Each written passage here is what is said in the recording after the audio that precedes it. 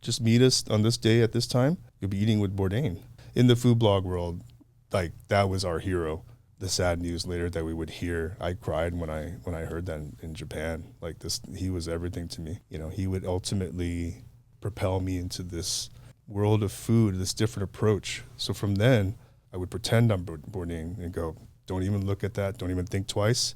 You're going to try it and enjoy it. Even if you don't like it, you're not going to say anything bad about it. You're going to tell people how it was, and you're going to inspire them. And that's what to this day, I still keep in my heart.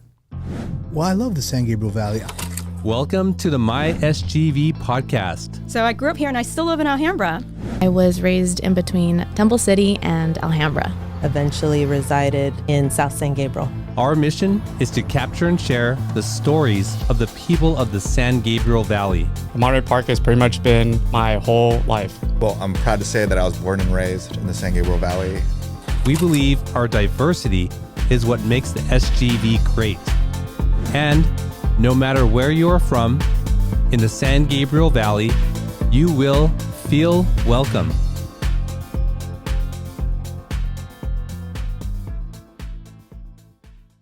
All right, SGVers, welcome back to another episode of the MySGV Podcast. Thank you for tuning in. If you're new here, we bring you the stories of the people of the San Gabriel Valley.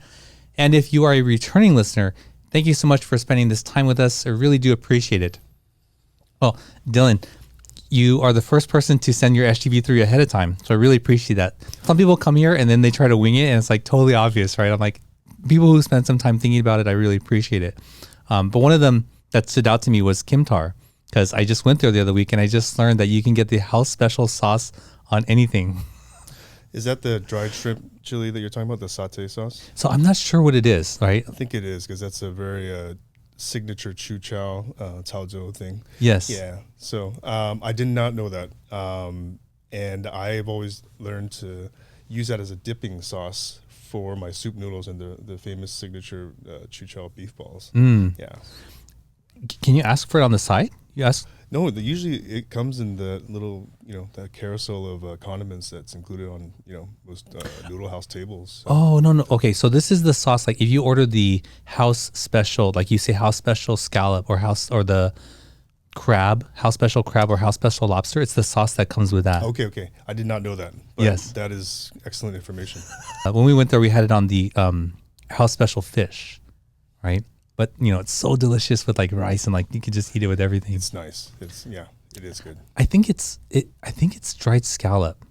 Yeah, I think it's probably like a mix of like garlic, some type of Maggi sauce, fish sauce, MSG oyster sauce. But that caramelization in the wok, it just goes on anything. You can even eat it on cardboard. It'll probably taste good. Yeah. It is really good. It's really good. Well, I can't wait to get into your story. But before that, thank you to Paris Baguette for sponsoring the delicious pastries each and every week for our guests. If you haven't already, go check them out in the city of San Gabriel and go say hi to Jason and Joanna for us.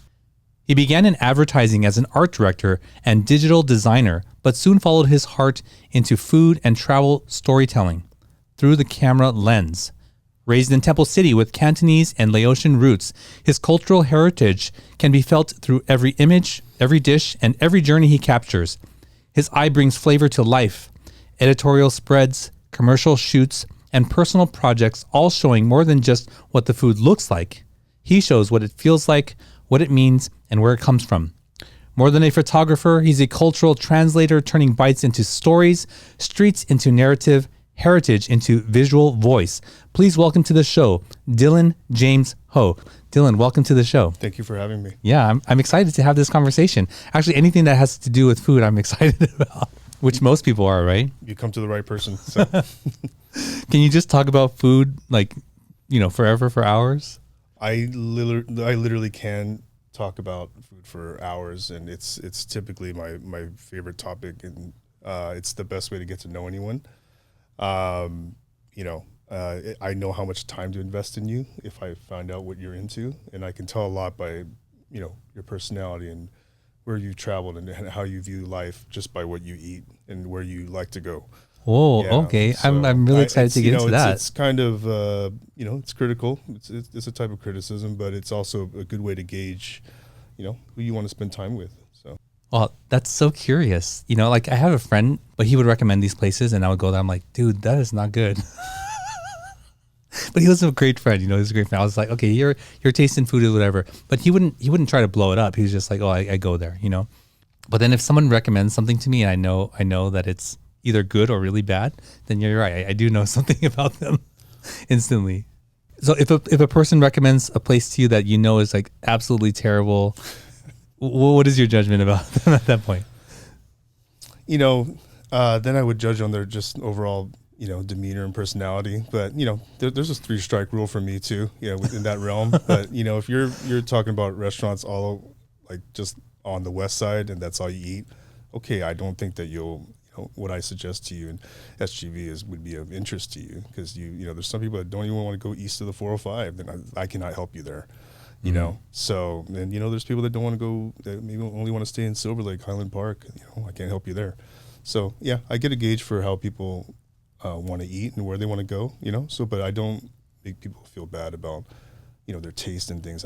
I'm always trying to help people eat better and try new things and broadening their views on food, you know. So yeah, awesome. Well, Dylan, this is called the MySGV Podcast. So what's your connection to the San Gabriel Valley? Okay, so born and raised in Gardena Hospital. Up until 1 or 2, I think I lived in Filipino town with my parents, raised there, and then they bought their first house in Temple City. So I can say that most of my memory is from 2 years old on to in Temple City. Went through all the elementary schools, the junior high, up into high school, left Temple City. So that was a good, I would say, you know, almost 16 years in Temple City. Okay, And so I'm basically actually, raised here. Yeah, and I'm actually back in Temple City after, you know, doing my things in life. So Okay, what were some of your fondest memories growing up there? definitely a lot of it had to do with just eating with my family. You know, Valley Boulevard has always been such an important artery for Asian Americans in SGV. You know, that was the center of life. You know, that was where families celebrated everything. They you know, got together, saw relatives, and it was a weekly thing for us to drive down Valley Boulevard and just see all the new developments happening, trying new restaurants, seeing restaurants fail, you know, seeing restaurants come back. I have seen so much just being in SGV, and those are my fondest memories. Eating out with your family. Yes. 100%. Did you guys have regular haunts, or did you explore a lot? Yeah, you know, my I would have to say that my discernment for food has everything to do with the pickiness of my Cantonese mom. Cantonese Chinese are some of the most picky people ever, and anyone listening that is of Cantonese descent, I'm sure they feel me. And my dad is an excellent cook, and when I was growing up, he was actually helping his friend manage a restaurant down South Bay in Rolling Hills. So he knows Chinese food very well, even though he is 50-50 Chinese and Laotian. He's very much Chinese. Yeah, so growing up in a house with 2 wonderful cooks, plus the interest in food, you know, it ultimately shaped where I'm at right now. And my sister's also very knowledgeable about food, and also a very good cook too. So the 4 of us, we love food. So what does that look like in your household with parents who are good cooks? Probably the most extensive pantry filled with fresh and expired sauces, oily bottles, unmarked jars, mislabeled things repurposed in containers that shouldn't be repurposed in. You know, 2 fridges full of stuff. There was, you know, I grew up, you know, my mom is from, born in Macau, but she moved to Hong Kong, so there's that Cantonese side. But then I also speak Mandarin because my dad learned Mandarin, and he's got also Laotian and Thai influence. So the pantry was pretty extensive. So we got a lot of Chinese food, Taiwanese food, Cantonese, Laotian, and Thai, and it was just very, very eye-opening for me and my sister to grow up. So are they cooking traditional dishes, you know, from memory every day, breakfast, lunch, and dinner for you guys? Pretty much, you know, we, you know, grew up pretty modestly. weren't rich, weren't poor, but didn't get to go out to eat like non-Asian food. So a lot of the food we did eat was either at home, just your typical like 3 plates and a soup and a rice thing. That's a very typical Chinese format for meals. With 3 plates, like shared. Three items, like three. Would be like a seafood, veggies, meat, and then a side of soup and rice. It was just basic format of like Chinese cuisine every time. And sometimes my dad would mix it in with the Laotian or Thai food. So got quite a good mix. And did you get to experience cooking and preparing food with your family? Not until I finished college and lived by myself during my advertising days. Which would ultimately lead to me developing more interest in food because I could not afford to go out to eat restaurants with an advertising salary. So I was cooking a lot at home. So you weren't in the kitchen helping your mom and dad prepare meals? Not really. We were on the receiving end. My sister just got to enjoy it. And what did family meals look like in your family? Very, very basic and simple, but... Did you have a lazy Susan and around? No, we all sat on, in the living room, just on this like glass coffee table that we had. We didn't like to sit at the dining table. It was too formal. We loved watching TV. We watched Asian programming and, we sat on these neon plastic chairs that you could see it like Asian markets, like as we grew, we started off with like 1, but then as we got heavier and older, we'd have to stack 2 to 3 so that they wouldn't break. Mm-hmm.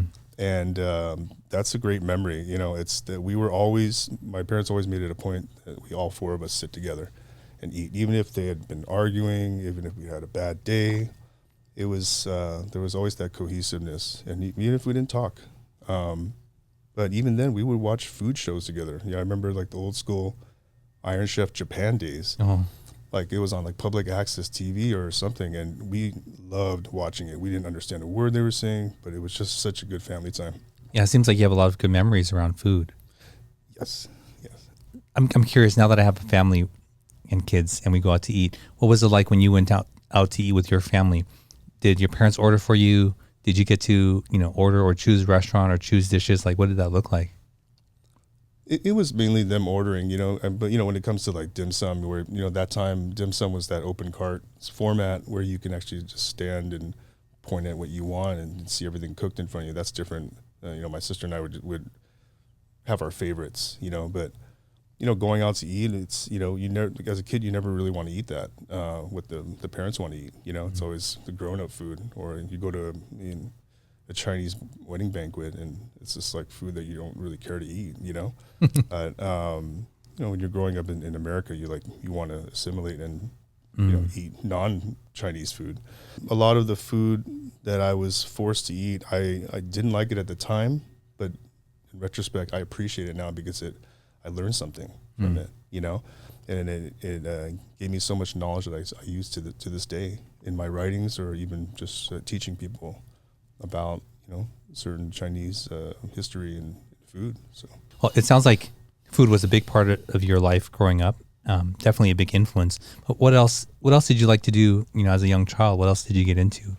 I was definitely into sports. I played a lot of soccer. I was definitely into photography, and it was at that time in high school. I really developed an interest in photography, and also surprisingly advertising for some reason. And I'm only 16 years old at that time, but my mom enrolled me in a Saturday program at Art Center in Pasadena. Oh, you can take it as a 16-year-old. Yeah. Wow. So they're just Saturday classes. It wasn't like it didn't guarantee you enrollment in the actual program, but she did her best to help me further my curiosity in design and art. So she's definitely strict in that she wanted me to follow the path of medical and legal like most Asian Americans, but she was also very open to me trying new things. But when it came time to deciding on where I would go to college, because I'm 17 now, I'm about to become a senior at high school, I said I want to go to Art Center. And they're like, honestly, photography is is a hobby. It's not a profession. That's what they said to you. Correct. You're going to UCI. I said, okay, so I got into chemistry. But, it was with that, what she said that actually would propel me to pursue what I really wanted. And photography and advertising is exactly what I do, basically, have done. Yeah, so. What was it like to hear from your mom at that time? Like, you can't do this as a profession. When you must have known that's what you wanted to pursue. I mean, they she definitely is older and wiser, of course, so she knows, but, she just wants the best for me. And health and legal are just always tried and true. Well, people need that too, but I'm not like everyone else. Like I didn't want to be another, penguin going to that field, I'm a creative. I've always been creative, The thing is, even my mom had tried to switch me. Like, they say left-handed, you're creative. I was exhibiting that already, like 3rd, 4th grade. She made me move. She made me relearn how to use my hand, use pens and chopsticks by switching me to the right, because she felt that she said that Chinese feel that it's either not good luck, or she didn't want me to go the creative path. So I've always been left-handed. So are you ambidextrous now? I am not, though. Oh, I am not. So you're right-handed now? I'm completely right-handed, but I am fully into the creative fields. Like I like to create. I cannot study for the life of me. I'm the worst at, standardized tests. Everything looks good to me. It's either all of the above or none of the above. So you went to UCI for chemistry. That must have been miserable for you. Complete misery. College was a formative time for me too. Finally being away from the family. Very strict mother. What do you mean when you say very strict? Just wasn't able to do, like, I couldn't go out with friends at night too much. I had to be back before, like, even my, like, dance dates. Sometimes. So, like a school dance, and you had to come home like at 10? 10. Oh. Wow. Or, if I got to go out, it's because I also spent hours studying SAT words. Oh man, do you have to earn it? To earn it. That's tough. It is. She, but at the end of the day, she meant well. But, I tell my friends this, and they're completely, like, laughing about it, so. But that's those are the cards I was dealt with. So I couldn't do anything about it. So when how did you not rebel at that age? Because so many kids do. Yeah. Or did you in your own way? I think I rebelled in college. In college.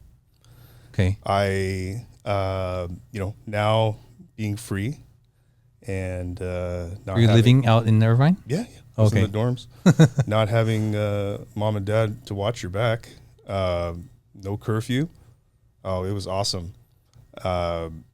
It was so awesome. I almost got kicked out 3 times out of school. Oh, a lot of parties, went to raves, just going wild now. Going wild. But this is where things changed, because I went to check my mail one day, and it said, if you don't respond, because you've been almost kicked out 3 times, you've been on academic probation 3 times. If you don't come in this month to elect a major, you are out of UC Irvine. I was like, oh my God, my parents will kill me.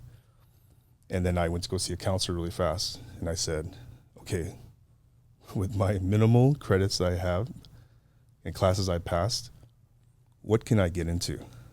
And they went through the list and everything. They're like, you have one thing you can do. I said, what is it? Asian American Studies. And I was like, okay, I'm Asian, I'm American, perfect, let's do it, right?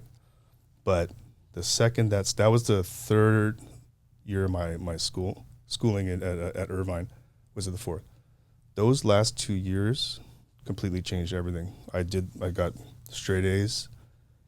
It wasn't a standardized format of taking tests, it was all writing. So that let me be creative in my writing. It let me, I was exposed to all these wonderful books about different Asian American communities, and talking about food, of course, racism. But I got to learn about Chinese, Japanese, Korean, Vietnamese, Filipinos, Cambodians, Thai, all of that, and all that just like was just wonderful for me, and I was so interested in it. Knowledge. I then mixed that with food, and I wanted to share that, so I started a blog in 2004, and that completely changed my life too. And that would ultimately lead me to become a photographer and writer because of the blog and because of almost getting kicked out of UC Irvine. Mm-hmm. Did your parents know how close you came? Oh, no. If they even see this video, they might still be pissed. Yeah. No way. I don't care. I'm not in prison. I'm not dead, so I'm okay. Wow. Okay. I mean, I'm not shocked by the storyline of, suppressing your passion and then finally going after the passion and then not leading to success. I mean, that is the constant thread on this show, right? Some people pursue it long after, some people pursue it right away.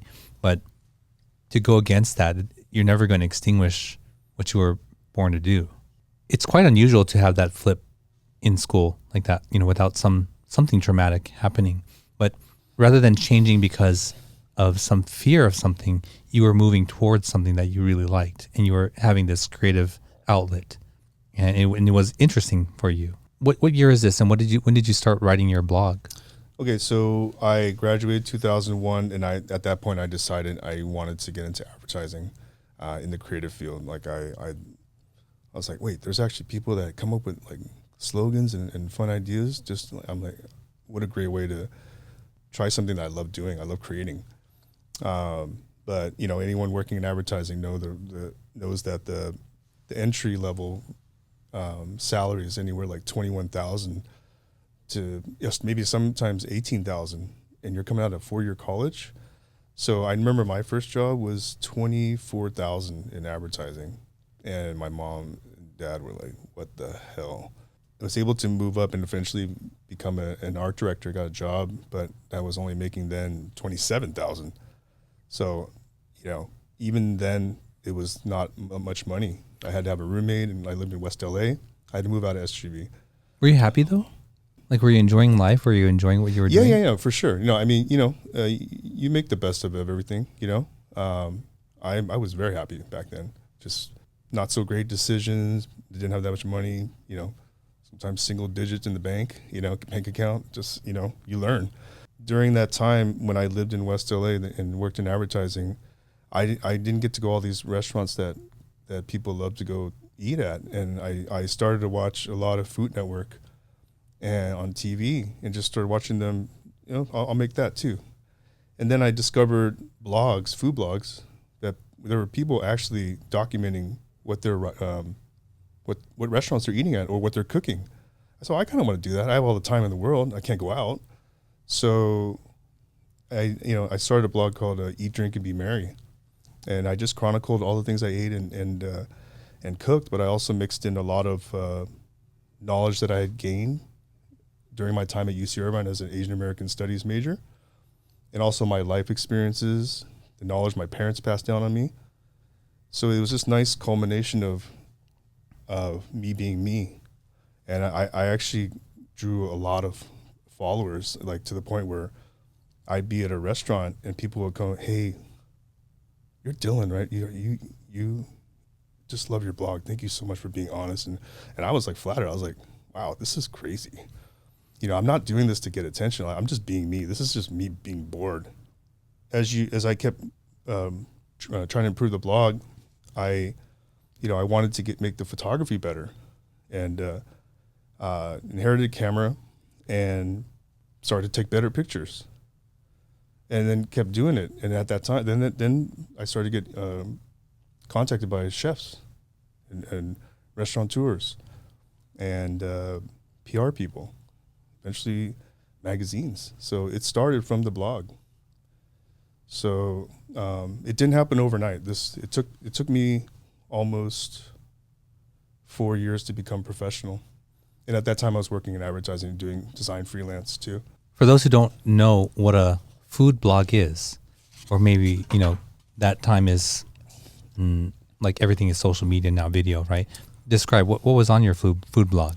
So back then, some of you may not have been born yet, but there was, they called them, I think it started with Zanga. Do you remember Zanga? Vaguely. I didn't participate in that, but basically it was like an online diary, I guess. I used something called Blogspot, which is powered by Blogger. And then there was also like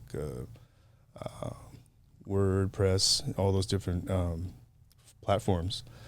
But basically it was a free website. You can write about anything you want. And every kind of category you can think of in the world. But I focused on food because I was so interested in it. I'd read blogs from Asia, Japan, Europe, Mexico. It was awesome. You could really connect with the world, and you really connected with people, and I felt that I had something to offer.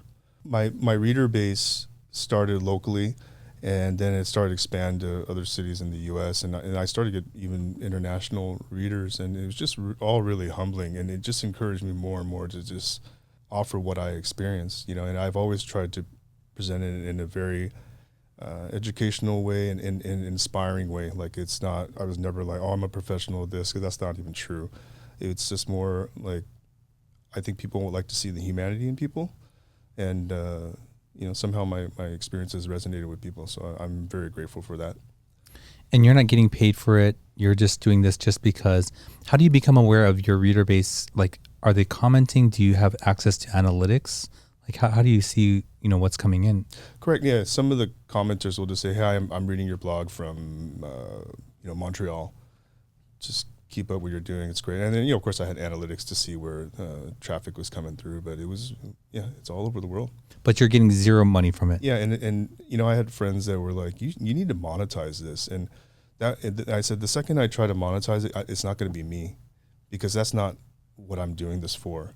I'm doing this for myself, to document what I've been through, but and try to enrich people's outtake on cooking and traveling and views on food. I feel like the second money gets involved, it just kind of tampers things, adulterates it. So you're getting a lot of traction with this, but it's going for years. Yeah. And then what happens? I just kept writing, and then I stopped when I became a professional photographer, because I didn't have the time. Like, I was really getting called to do a lot of photo shoots, The most memorable thing that has ever happened to me because of the blog has to be being asked to eat lunch with Anthony Bourdain.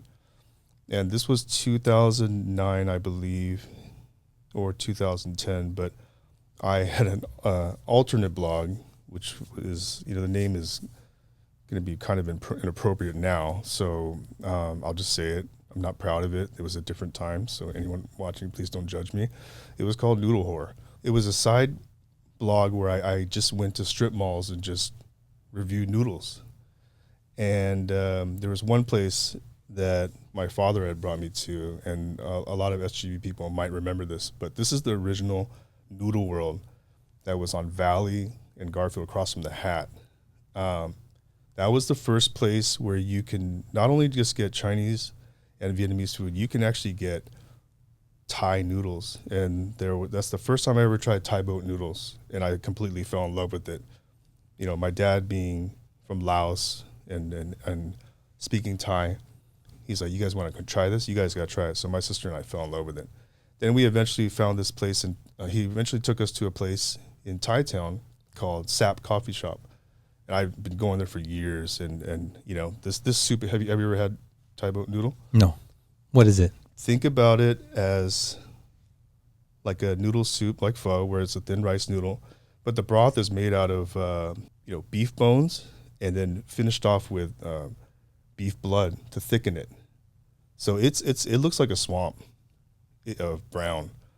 It's not for the feeble. Okay, second you say blood, people don't want it. But it's one of the most wonderful dishes from Thailand. And I wrote about it. And then I got this email, and it said, "Hey, I am the producer for Bourdain's show, No Reservations.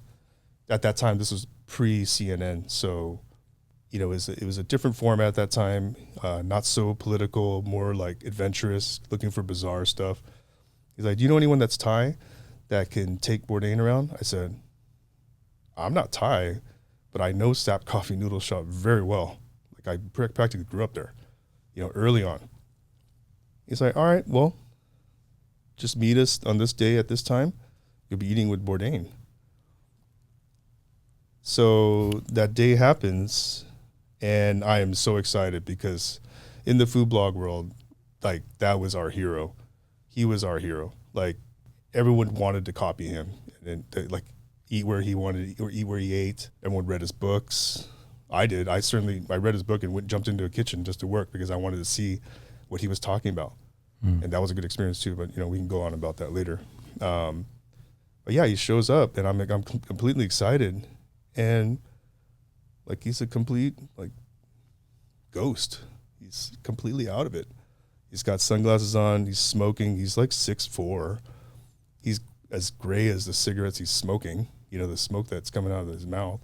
He didn't look good. I talked to him, he just gave me the most low energy head nod. He's just, I was like, okay, it's gonna be interesting, And so anyway, fast forward, I actually sit down with him, and the cameraman's ready to shoot, and he's still not talking. I try to open up the conversation. I said, hey, I really love that episode, blah, blah, blah, where you did this. He went like this. Wow. Yeah, and I was, for me, I'm like, I'm a pebble of sand to this guy, okay? And, pebble on a beach, but the second the camera turned, they're ready to fire, 3, 2, 1, he's like, hey, Dylan, so you write this blog called Noodle Horror, blah, and he knew all this information. And he were going right into the food, and I was just like completely shocked and taken aback. What? Yeah, and the funny thing is, and a lot of people are like, oh, is he as wonderful as he is on TV? Not that day, because if anyone remembers the LA episode from No Reservations, if everything that was played was chronological, the night before, he had gone out with the roller derby girls, and I think they got tanked. And so I got a hungover, like completely, like not even alive, a corpse. And as soon as we finished the shooting, I actually brought a chef coat to have him sign. So he drew his famous skull with the knife going through it. It was awesome. And then he signed a book, shook my hand, said, I'm going back to the hotel, guys. See you later. And he jumped in a minivan and took off. And that was the last I saw of him. And then, the sad news later that we would hear, like, I cried when I heard that in Japan. Like this, he was everything to me. He would ultimately propel me into this world of food, this different approach. So from then, I got into traveling because of him, because I could now afford it, because I was doing freelance in advertising, making decent money. I would pretend I'm Bourdain and go, don't even look at that, don't even think twice. You're gonna try it and enjoy it. Even if you don't like it, you're not gonna say anything bad about it. You're gonna tell people how it was, and you're gonna inspire them. And that's what to this day I still keep in my heart. What a story there about meeting him. At first I thought you were gonna go a different direction with that story, sort of seeing your hero and then discovering him to be something other than what you maybe thought. But you had a lot of compassion for him still, seeing that maybe he had a rough night or whatever. Did you get to chat at all with him, like on a personal level, or was it just strictly get this shot, get it done, and then that was it? Yeah, I tried to ask a few questions and talk to him, but obviously he just wasn't in the best mood, because I just think he was extremely hungover, or might have still been drunk, because I think they got really messed up in that episode on the roller rink. Was there any contact with him or his people after that? No. I then wrote a post about it on the blog, and everyone that follows is like, I can't believe this happened. I posted a photo. I still have the photo up somewhere on my Instagram, but I asked if they could send it to, if the producer could send it to him. So I don't know if he read it. So again, just grain of sand to that guy. I wanted him to know that he doesn't know me, and he doesn't care to. It's fine, but I know him, and he means everything to me, and he did to a lot of people, especially in the food world. So I'm still humbled by it. I actually love how that happened. I didn't expect him to be chippy. Yeah. So it is what it is. Yeah. Thanks for sharing that story with Sure. us. Dylan, we ask each guest to bring an item with them. What did you bring with you today? This is called white flour embrocation.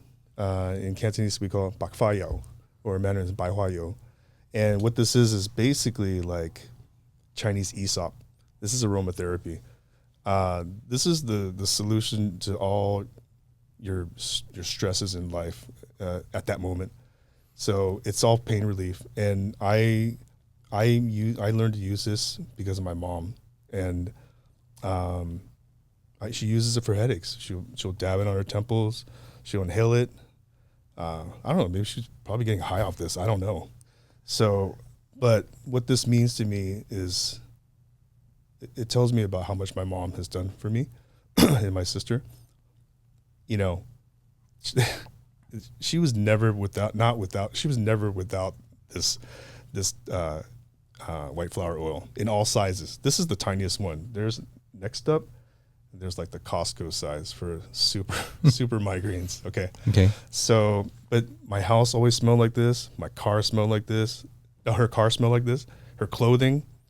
Anyone that came over is like, what does that smell? It's this. But this, I use this too now because of her, like whenever I have headaches. And there's like Thai versions now, like Poisian. They're also really great too. But this to me is the epitome of Cantonese Chinese culture too. Of all the pain that we've been through, this, Thai people, tiger bomb, right? But this is very Chinese. But yeah, again, this is a reminder of how much my mom has done for us, like how much headache that my sister and I probably caused her, even to this day, and I'm approaching mid-century, and she's still like getting on our case about how we should be living, even though my sister has like 3 kids and is married, so, but yeah, it's actually therapeutic for me. It's nostalgic. So Awesome. This is why I wanted to share this. Can I see? It's made with. Can I open it? Of course, it's wonderful. It's made out of it's made with lavender, eucalyptus, and peppermint, and that's what Hong Kong smells like, man. Okay, so you smelled it because the olfactory sense is the most powerfully tied to memory. I'm smelling this now because I want to see where it transports me, right? And I think it transports me to my friend Danny, going to his house, and his grandparents lived with them. He's Malaysian, but a lot of my friends, right? So that's where I go immediately when I smell this.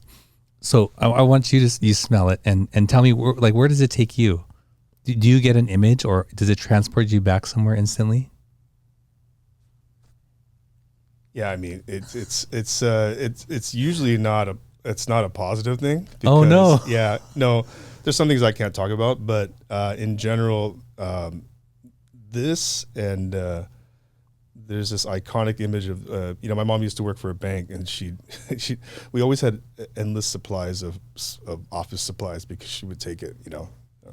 Sorry to disclose that, Mom, but there was this one pad that she always had. It's always a yellow legal pad, and she always had those blue pens, those big pens, always writing like things down. Like my mom's not a fob. She actually learned English while in Macau. She was an English teacher at a Catholic school, so I actually had an advantage growing up as compared to like other Cantonese Chinese, where parents don't speak English.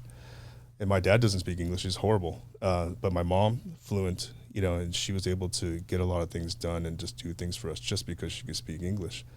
And because of that, there were a lot of things written in contractual terms to me and my sister on this yellow pad. And there was always this oil next to her because she had a headache while writing it. So she'd be writing and then dabbing herself and sniffing it. And then that's my memory. That's the memory. Yeah. Oh, so man. Okay. And then that's usually that wasn't like the physical side of things, but that was more like the just chewing us out phase, So, but yeah, it's, for good or bad, this ultimately is the best way that I remember my mom. It's just how hard she worked for us, how much of a headache we were to her. Yeah. Thanks for bringing that in. Yeah. Is there a version that's green, like dyed green? I think that would be more of like a muscular, like topical thing. Yeah, but there's all kinds of, elixirs that look like this that in a Chinese market that you ail something, Yeah. I laugh at this because, do you remember Chris Rock's Robitussin bit? No. The African-American solution for a lot of like pain because healthcare wasn't always around is to add Robitussin to it. Oh, okay. And, broken bone, pour the tussin on it to get to the bone. And it was funny. But to me, this white flower oil is kind of like that because my mom used this to get rid of headaches. But even though it tells you not to ingest this, she's like, you got a stomach ache? She'd dab a little into water, nuke it for 15 seconds to get a little warm, and drinks it because she has a stomach ache. I'm like, oh my God. But she completely, this is her. This is my mom in a bottle. Wow. Well, thanks again for bringing that in. Dylan, I want to get into what you're doing these days, but let's take a quick break and we'll be right back. Sometimes, even the best of us can slip up. That's why the law offices of Scott Wormuth are here to pick you back up again. And while they strive to get you the biggest compensation possible, oh my gosh, their main concern is your health and recovery. They work closely with doctors and insurance companies to make sure you get the proper medical treatment. Initial consultations are free, so give them a call. At the law offices of Scott Wormuth, we're with you all the way.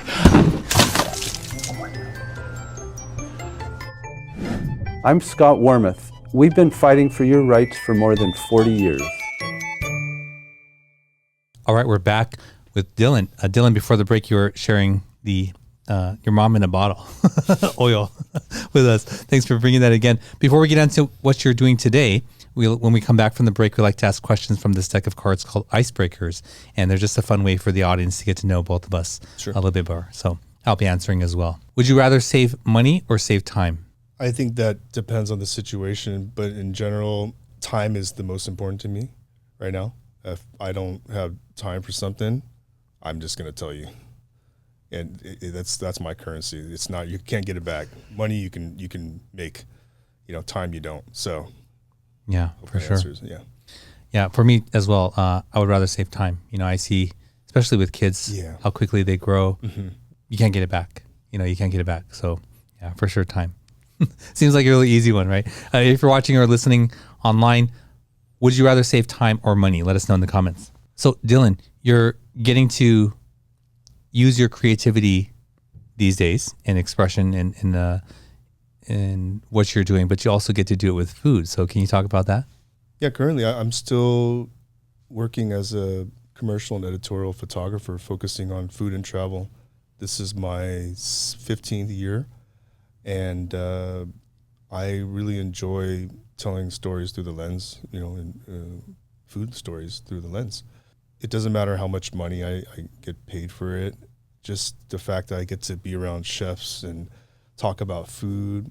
I get to, sometimes style the food if I have to. Get to work with wonderful stylists to help bring the vision together. It's just, as long as it's around food, I'm very happy. Mm. Yeah. And I don't see myself giving up on this. If I don't shoot food anymore, for instance, I could be cooking it. And I actually have a, yakitori thing I do on the side. I love cooking as well. And I'm a complete culinary pyromaniac. Love grilling. So, unfortunately I've been in so many restaurants and kitchens. I see what it does to a lot of industry people. It really just kind of sucks the soul out of you. So the way I fed that passion was by, picking something that is really interesting to me, but specialized, which is yakitori, because it's grilling, but on a smaller level, and I really got into that because I was going to Japan for a decade at least, almost once to twice a year, and I've eaten over 150, 160 yakitori restaurants in that time. I was like, I got to do this. So during the pandemic, in 2020, I was in the backyard just grilling chicken parts. And I would actually post it on IG, do Instagram Live, and let people see it. And I eventually had people come over, and they're like, "You should start doing this for people." So now, yeah, I do dinners for, a minimum of 8 to 12 people, sometimes 16, sometimes larger. But it's a chance for me to, number one, I'm an extrovert, engage with people. I love talking and meeting new people. I love cooking, and what's different about my yakitori is that I really try to infuse my travels into it. So Japanese created really specialized in yakitori, but the whole world also grills on charcoal, but no one is as specialized as Japanese. So I've taken their techniques in butchering and skewering, but I infuse other flavors. So sometimes I'll do Vietnamese, I'll do Chinese, I've done Mexican, I've done Italian, Filipino, Thai, and I change it up and really try to educate people and, say I learned this while traveling. I picked up these flavors. Yeah, and then I'm still doing that too. It's a fun way for me to pretend I own a restaurant, but this one I can actually walk out of the second I don't want to do it anymore. Yeah, so, awesome. Yeah. So are you butchering whole chickens by yourself? Sometimes, yes. When you say you're using all these flavors that you've learned, does that mean it's like a marinade, a tare, a finishing sauce? Like how are you getting those flavors in there? Mainly seasonings. Everything is going to be grilled the Japanese style, like on a skewer over their specialized charcoal called binchotan. It's a white oak, carbonized white oak, and that could burn up to 1,200 degrees if you get at its peak. But that temperature really just takes anything you cook on it to another level, whether it be vegetables or meat. So all I have to simply do is add a seasoning, whether it be spices or a sauce. You're actually demonstrating an even better way of enjoying some other country's food, because you're using butchering techniques that the Japanese have really just finessed. It's not just like putting anything on a stick and just grilling it. You can certainly do that; it'll be fine, but it's not as good as it can be. Staged in yakitori kitchens before and watched them do it. It's wonderful. I have tons of books on it. Poured hours over the internet watching videos. So yeah, I can say that they know their stuff. Have you seen that one video online where that guy butchers a chicken and there's no wasted movement in his cuts? And I have. That is not AI, and that is wonderful. If I had a knife that sharp, I would probably try that too. But that is pure wizardry right there. Yeah, it's wonderful.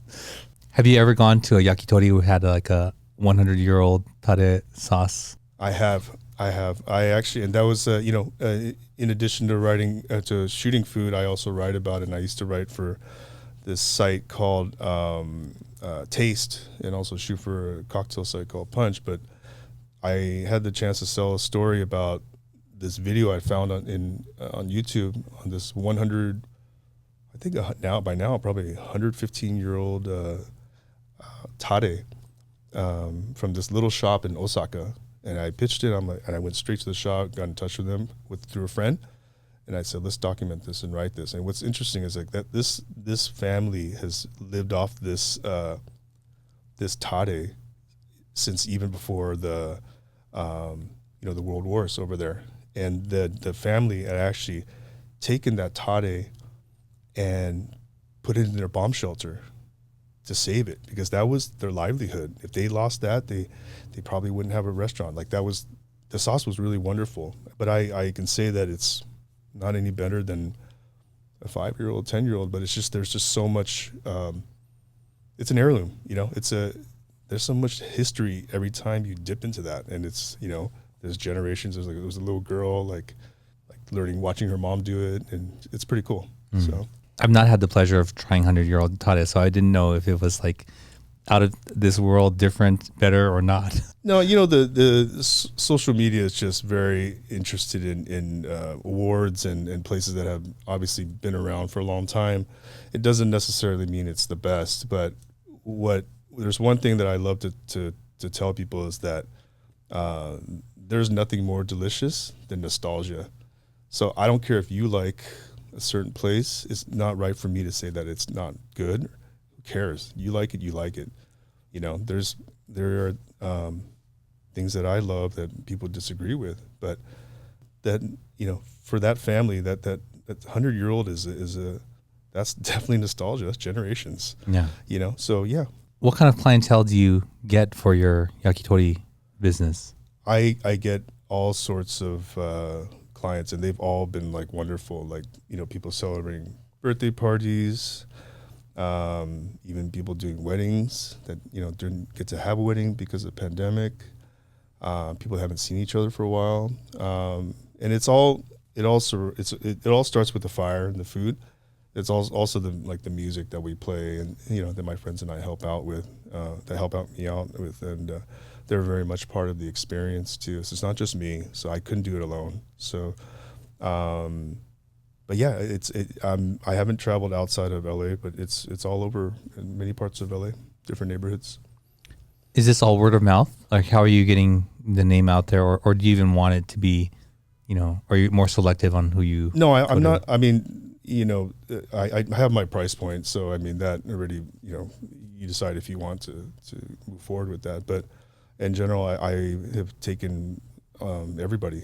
Unless it's like 50 people, I can't do that. I'm just a one-man band kind of with 2 people helping. So, but yeah, anyone looking for a good time, I'm down, and I love meeting new people. I've actually made quite a good amount of friends doing this, and I like go to their kids' stuff and hang out, and we hug and we laugh, we drink, and it's great. Yeah, so it's been really rewarding for me too, and there's some life moments that I wasn't happy about, and it really brought me alive again. So it was a good thing. Everything was very timely. Are you there with the I don't know what it's called, the bandana? No, the fan? No. I I don't have the right to. I'm Chinese, man. Okay. No, I don't even have the fan. Oh, you think that's not right? I don't know. It's kind of appropriation, but yeah, I mean, I'm already cooking someone else's food, but who cares? It's America. So as long as I'm respecting it and doing it properly and educating people and not saying I'm the best, then I think I'm okay to cook it, Okay. So, and it brings me happiness, and it's, so. Awesome. I love yakitori. I love yakitori. Oh, you like yakitori? Yeah. Somebody told me that the Shinsengumi in Monterey Park moved to Alhambra, the one that used to be on Atlantic and Garvey upstairs. I haven't been in so long. My current yakitori spot is in Arcadia, and it's called Sumibiyaki Kidori. Sumibiyaki Kidori. And it's opened by the Sushi Kisen and Tonchinkan group in Arcadia. And they found this Michelin-rated chef from Tokyo to come down and consult and stay there for a year. I don't think he's there anymore, but I did try it when the chef was there, and it was really, really good. So this is the first omakase you can pretty much buy in the SGV.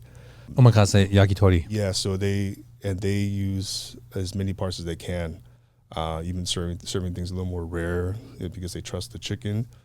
But in general, yakitori in America can't be as good as in Japan, because number one, we don't have the same quality of chickens, nor do we raise them respectfully.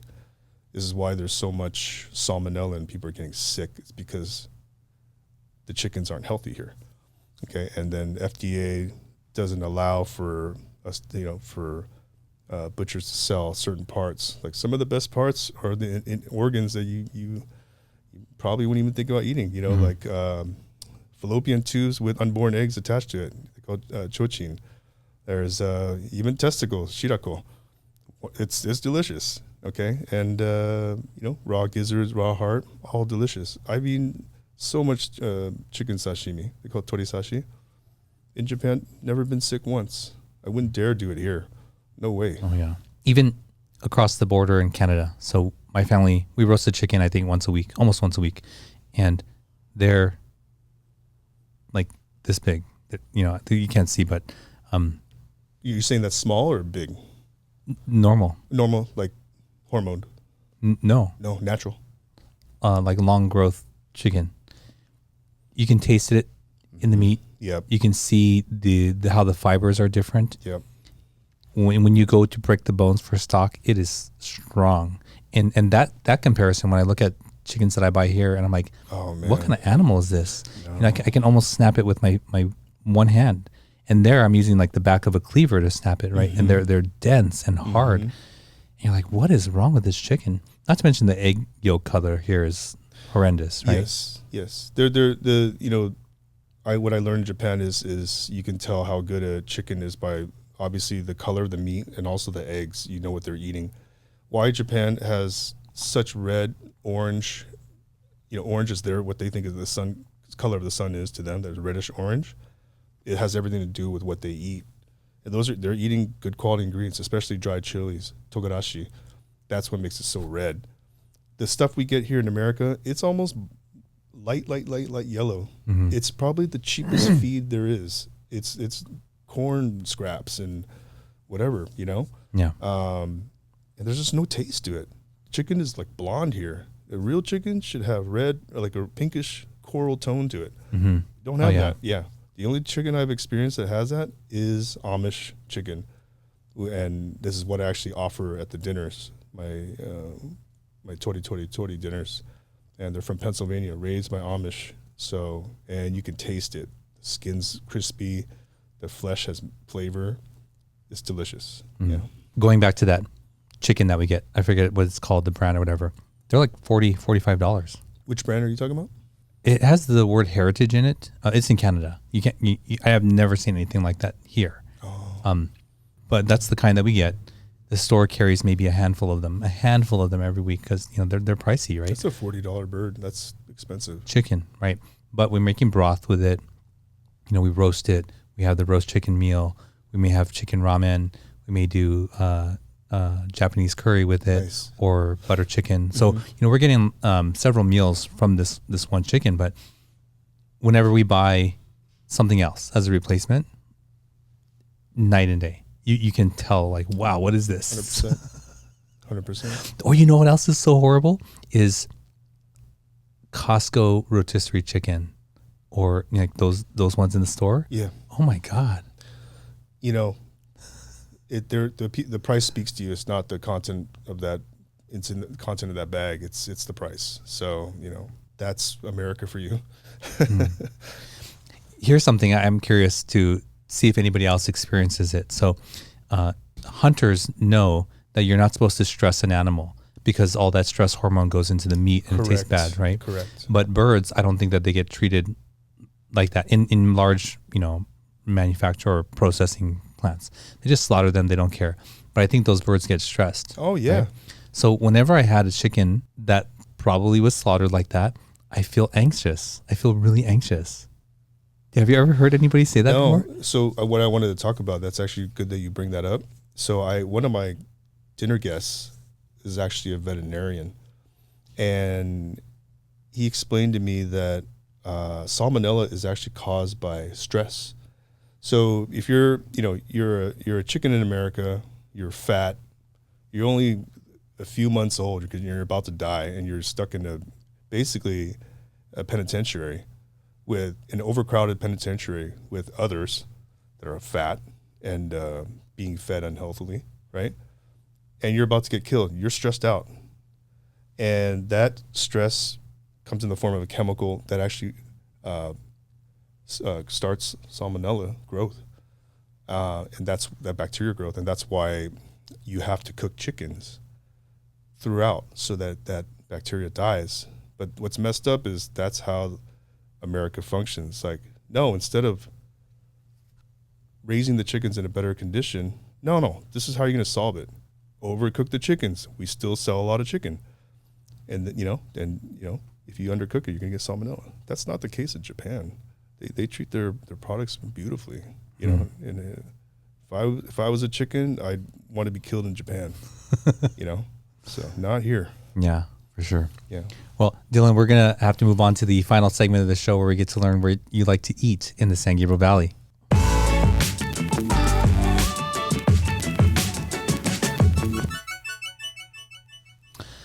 So, Dylan, this is called the SGV 3, and we get to learn your 3 favorite places to eat in the SGV. So, what would be number 1? First off, this is the cruelest question you can ever ask me.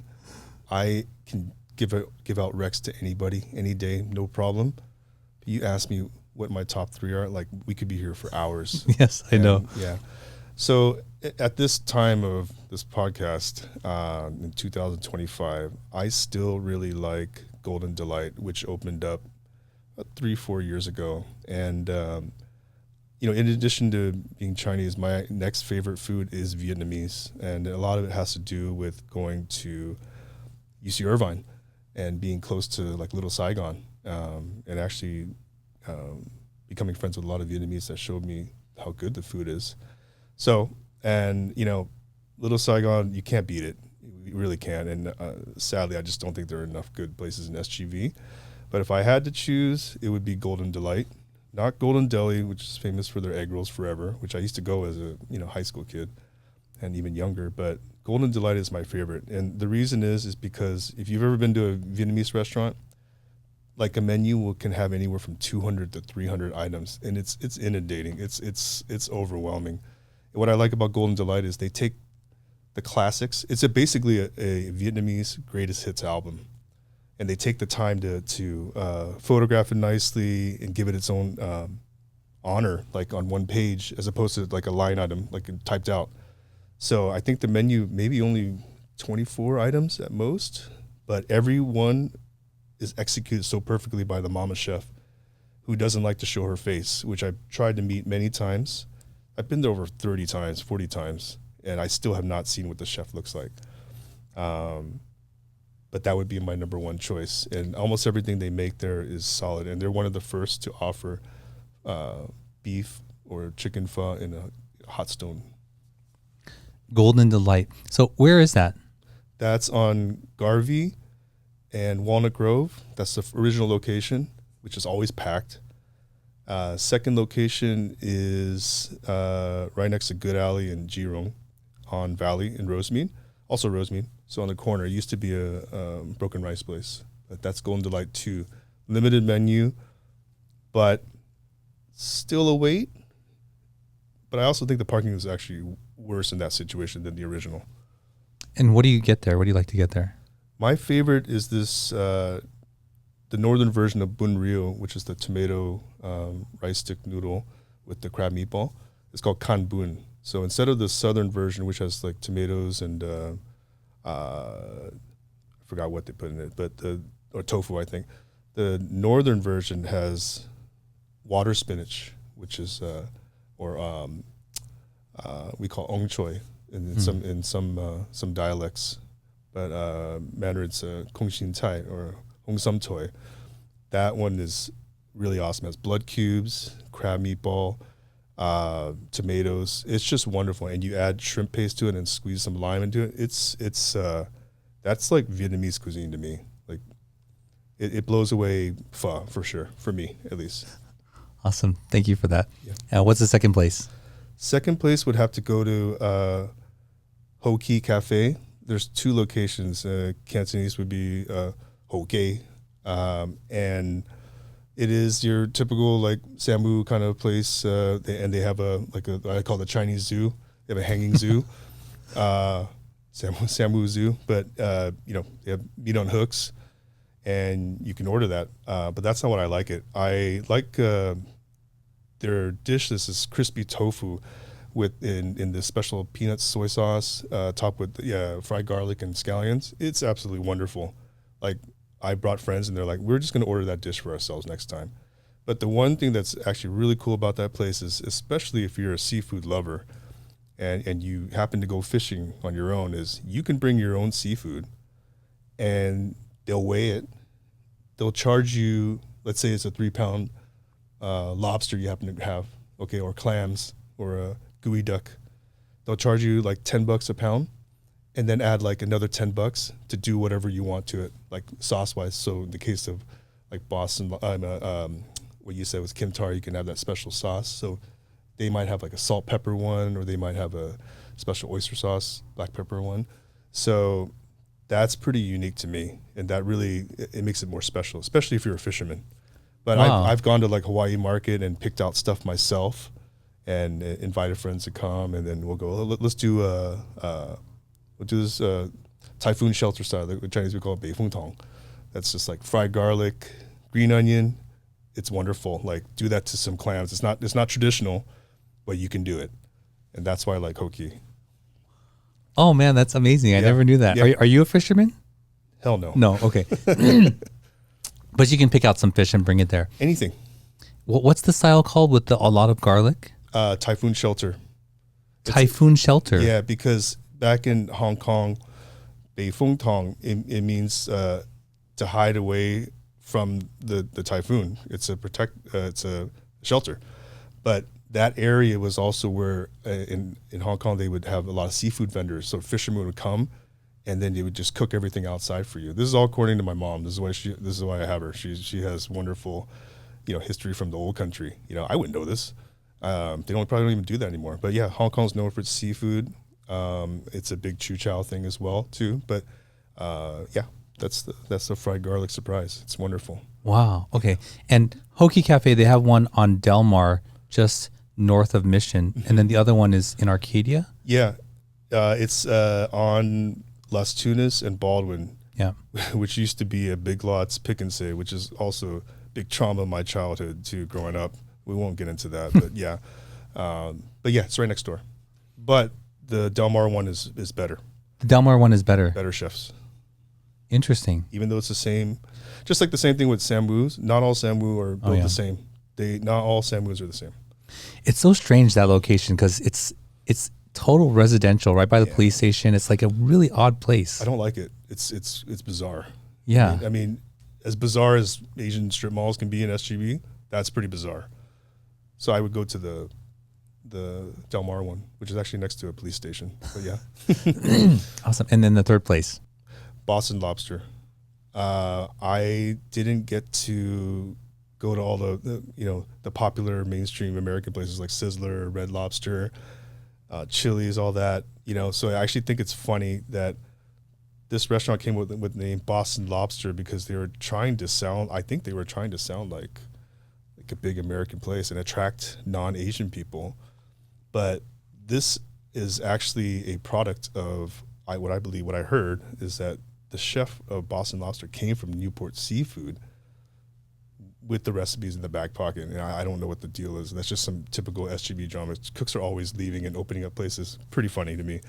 But Boston Lobster took over this former tiki joint in Rosemead, and a lot of tiki enthusiasts were unhappy when this happened because, like, Chinese, they don't give a crap where they open businesses. As long as it has a roof and four walls and a door, they'll open a business and they don't care. And so it's funny. It's like this seafood restaurant, but there's like tiki decor, initially, and then there's an anti-gun tank right outside, anti-artillery, anti-aircraft machine gun, like a turret. It's pretty awesome. But inside there, speaking about like I respect to Kim Tar for sure. They're in my childhood for sure. I love them. But Boston Lobster is also known for their crab and lobster and this special sauce. And what's interesting is that these are all Chinese classics, but because of centuries of migration, like the Chinese in Guangdong or Guangzhou or even Chu Chow people migrated to Vietnam and Cambodia with those dishes, but then they came back with their versions of it. So in my opinion, the Vietnamese and Cambodian, they have a sweeter palate.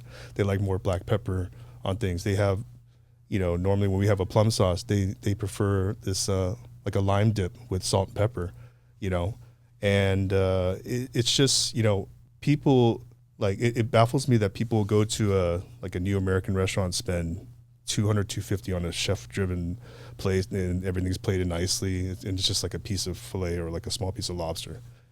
Dude, you can go to Boston Lobster, you can get a 3 to 4 pound lobster for like $120 over noodles, and you can share that with like 8 people. $120 with 8 people, that's $15, and you're like happier, and you get to eat vegetables and all this fresh seafood. I'm all for value and really trying to. I love eating with a large group and just really educating. I love to see people happy, and I did that recently for a friend's birthday, where they're like, "Oh, let's just go to like all these, the hip places in Silver Lake or West Hollywood or downtown." I'm like, "No, I'm taking you to SGV. I'm going to show you what I want you to eat." and nobody was unhappy. You know, we got the $1,000 tasting menu for like 12 people. That was a lot of money, but we also had like 14 different things to try that we also took home. And to me, it was a win for me when I got to showcase something from the SGV, which I'm so proud of, seeing the smile on her face. Yeah. And seeing the shiny belly. So yeah, that's awesome. Boston Lobster used to be across the street over here in this little strip mall in the corner. Really, really hard parking, small. Had a few private rooms there, but I also heard that story about the chef. Mm-hmm. Bahuka is the place that they took over on Rosemead. Yeah. And I remember going in there, they had the fish tanks and everything. But I've been into the Boston Lobster, and it's nice. It's nice in there. Yeah, it's nice. Yeah.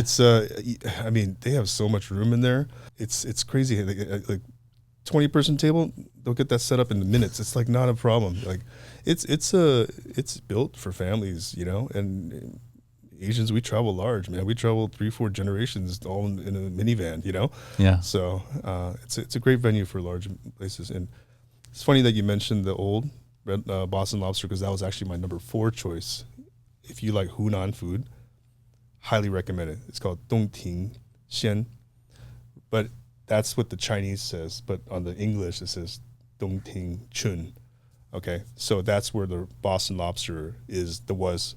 But that's Hunan food. If you like spicy, like dry wok style, it's great. It's awesome.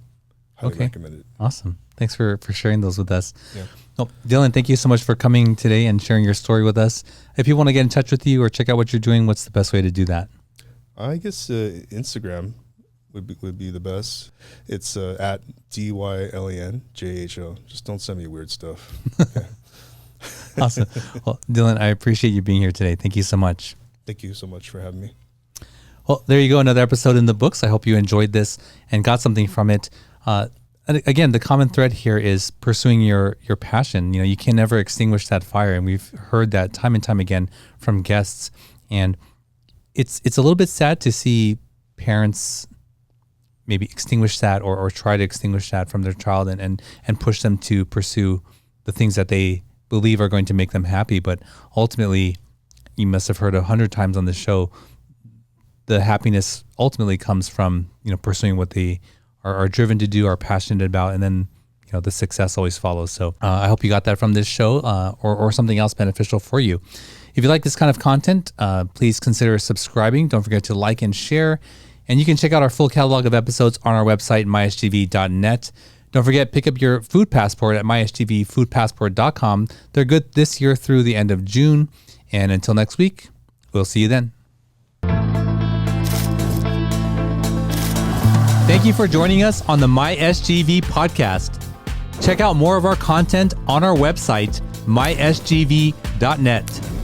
This show was produced by Scott Wormuth, directed by Russell Mano, edited by Victoria Allers, and original music by Yone OG.